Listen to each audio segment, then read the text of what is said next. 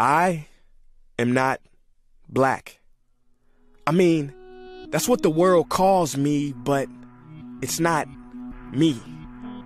I didn't come out of my mother's womb saying, "Hey everybody, I'm black." No, I was taught to be black, and you were taught to call me that, along with whatever you call yourself. It's just a label. See, from birth, the world force feeds us these labels, and eventually we all swallow them. We digest and accept the labels, never ever doubting them. But there's one problem. Labels are not you, and labels are not me. Labels are just labels. But who we truly are is not skin deep. See, when I drive my car, no one would ever confuse the car for me.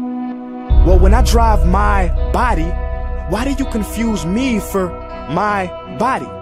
It's my body. Get it?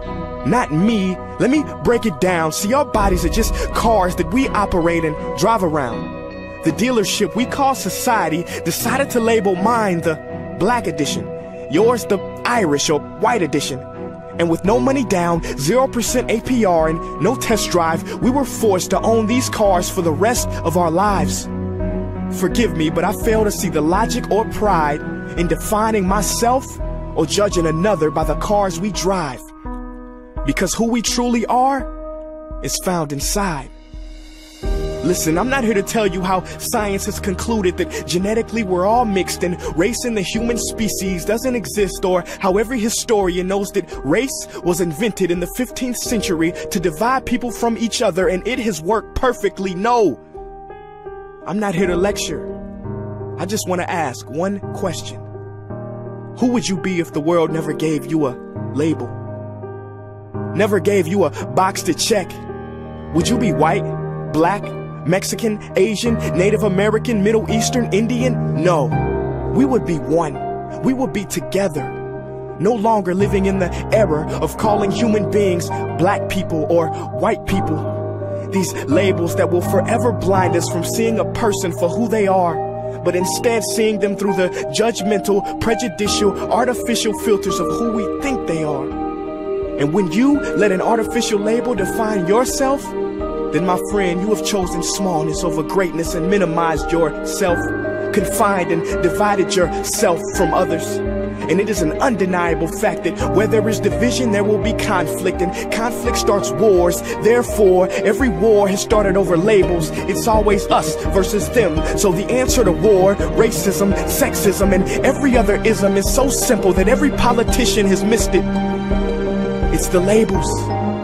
We must rip them off. Isn't it funny how no baby is born racist, yet every baby cries when they hear the cries of another, no matter the gender, culture, or color, proving that deep down we were meant to connect and care for each other.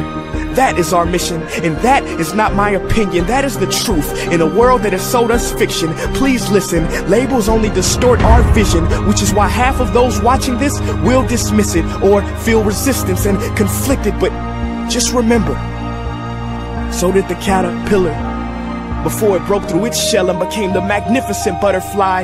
Well, these labels are our shells, and we must do the same thing. Human beings were not meant to be slapped with labels like groceries and supermarkets. DNA cannot be regulated by the FDA. We were meant to be free, and only until we remove them all and stop living and thinking so small will we be free to see ourselves and each other for who we truly are.